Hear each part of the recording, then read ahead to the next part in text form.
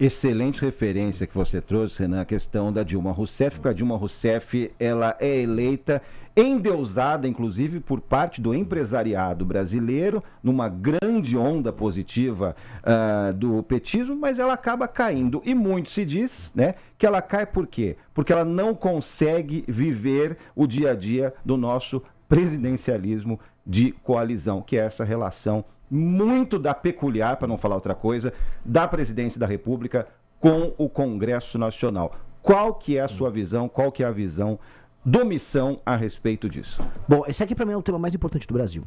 E quem resolver isso, e não é só resolver ter governabilidade, é resolver os instrumentos que fazem com que um grupo de bandidos sem nenhum interesse nacional estejam o tempo todo compondo e mandando nos governos. Quem resolver isso, resolve o Brasil. Tá? Então, eu tenho um livro publicado agora, o livro amarelo, que é o livro de propostas do partido, em que a gente traz o que a gente chama de lei de responsabilidade gerencial. E se eu puder me estender um pouquinho mais nessa resposta, é bem importante, porque para entender isso, a gente tem um modelo no Brasil, que é o tal do presidencialismo de coalizão, que faz com que o presidente da República, mesmo vencendo a eleição, ele é obrigado a ganhar uma segunda eleição, que é a composição do governo. Em países parlamentaristas, ao formar um primeiro-ministro, você consegue já ter a maioria, porque você só é primeiro-ministro da maioria no parlamento. No nosso modelo, não, é um modelo esquizofrênico, maluco, que um presidente tenha, vamos dizer, 50% mais um dos votos, e não obstante, ele não consegue governar. Então, o modelo que não é funcional, é um dos modelos mais estúpidos que tem. E do outro lado, nós temos uma coisa que é bem brasileira, tipo uma jabuticaba, que é o centrão, que é o político que é eleito comprando votos eleitores. E sim, assim, não é um exagero que eu tô falando, o voto é comprado e a compra acontece ou no momento da eleição ou durante o mandato do político. E com base nisso, ele precisa o tempo todo ter um caixa 2, uma operação de dinheiro que fique rodando para ele ficar municiando a troca de favores dele com o eleitor, com seus prefeitos e vereadores. E aí esse deputado federal, que não tem compromisso com nenhum tipo de ideia, com nenhum tipo de visão de Brasil, ele fica apenas colocando uma faca no pescoço do presidente em questão para aderir ao governo mediante troca de favores. Este é o grande problema, que a Dilma não soube lidar, que na verdade ninguém sabe lidar. Muita gente tenta resolver isso aqui no topo. O correto é a gente resolver na base. E resolver na base como? Entender o que faz um deputado tão canalha assim ser eleito. E essa é a questão que a gente precisa mudar. As pessoas vendem o voto para os políticos porque elas são muito pobres e muito dependentes na base. E os políticos não entregam nenhum tipo de melhoria. E mais, hoje um prefeito é apenas um instrumento de, vamos dizer, de guarda das emendas que são enviadas pelo deputado. Nós vamos inverter a pirâmide. E qual é a ideia?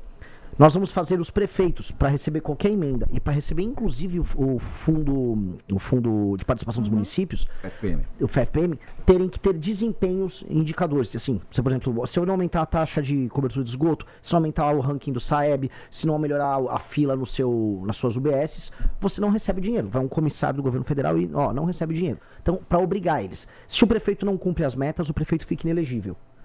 E aí ele não pode participar da eleição. E aí, a parte de incentivo é, se o prefeito vai bem e cumpre as metas, aí sim o seu partido recebe o fundo partidário. Por quê?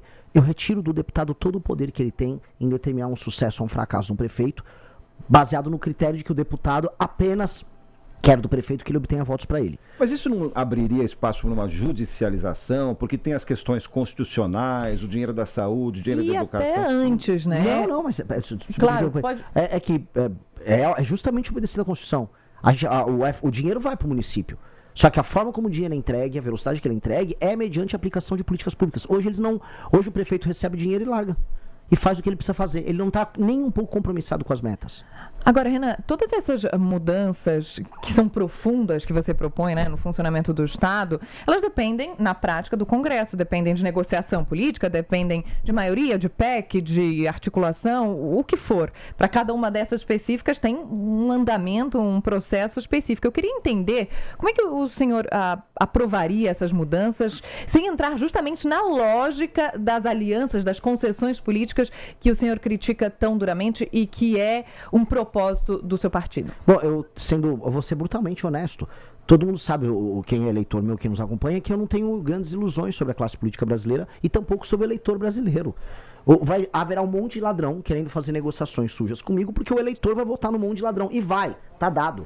Haverá centenas de ladrões no Congresso Nacional que serão colocados pelo eleitor. O eleitor vai vender o voto pro cara, vai ganhar um favorzinho e vai colocar o cara lá. É fato. E eu vou ter que sentar com esse cara. Eu vou ter que compor o governo com os partidos desse cara. Eu não estou com ilusões, eu não vou conseguir governar nesse modelo atual e não vou conseguir alterar as regras do jogo que fazem com que esse ladrão chegue lá sem antes sentar com ele. E é, infelizmente, vamos dizer, consequência do modelo democrático nosso. Eu vou fazer um governo de composição. O que eu não vou compor na base da grana e da troca de favores financeiros.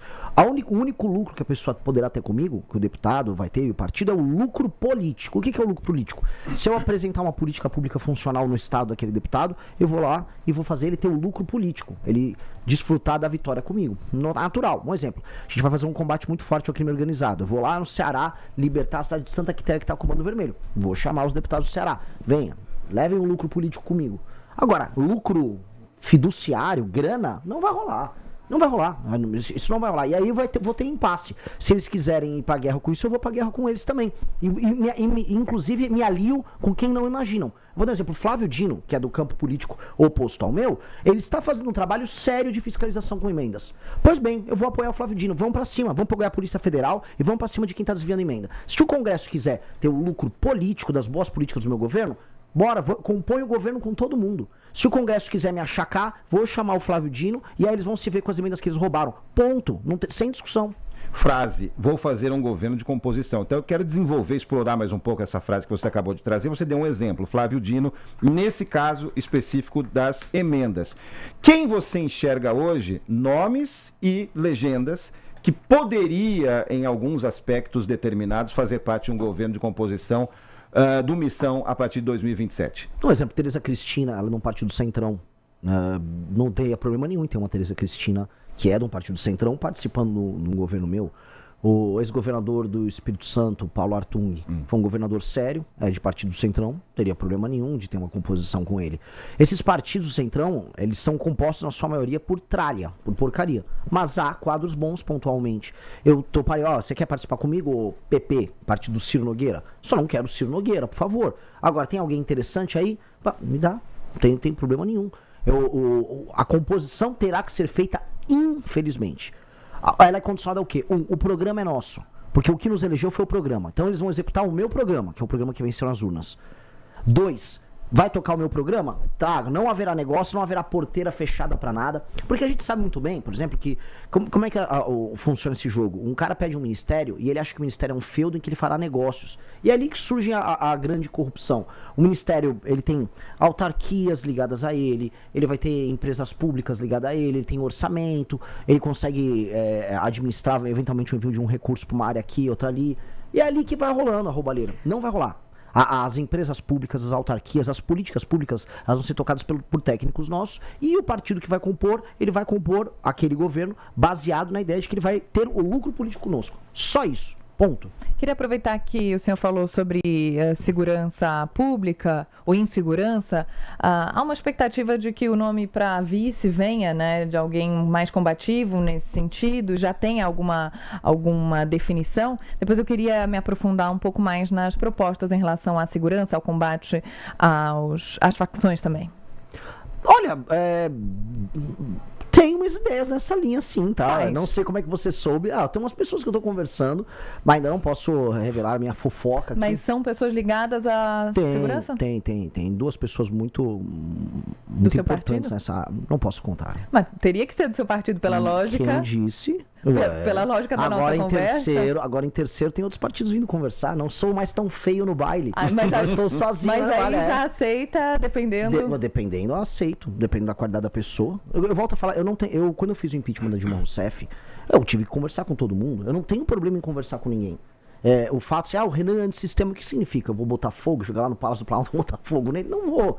Eu vou fazer um governo revolucionário. Eu sou um reformador. E eu fico feliz se pessoas de outros partidos aderirem ao meu projeto. O que eu vou fazer é aderir ao projeto dos outros. Virar um presidente que não tem rumo, que como todos esses últimos. Que basicamente não. Se for explicar qual é o tema do governo do Lula, qual é o tema do governo do Bolsonaro, ninguém sabe dizer. Não há uma linha. O nosso teria uma linha. E esses nomes são nomes mais conhecidos? Não posso entregar fofoca agora.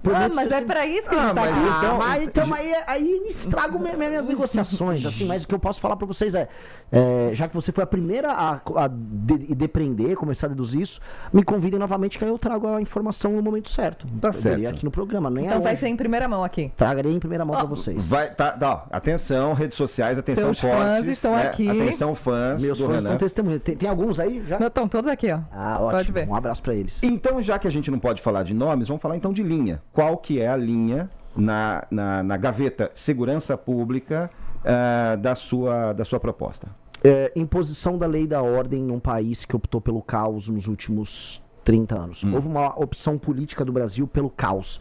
E essa opção se deu como uma espécie de um trauma que a gente teve das violações de direitos humanos no período da ditadura militar. A gente teve um período em que houve violações, portanto, não só o legislador, mas a academia na área de direito. Eu fiz faculdade de direito lá na USP, na Sanfran, então tem toda a coisa dos direitos humanos, violações, aquilo gerou um trauma. E aquele trauma, não só na cabeça do legislador, mas nos juízes e nos aplicadores do direito, fez com que a aplicação dura das punições fosse feita com muitas ressalvas, com muito medo. Mas o Renan Santos não nega, né? Não nega que houve, porque há quem diga que não. Não nego. Pelo amor de Deus, não nego.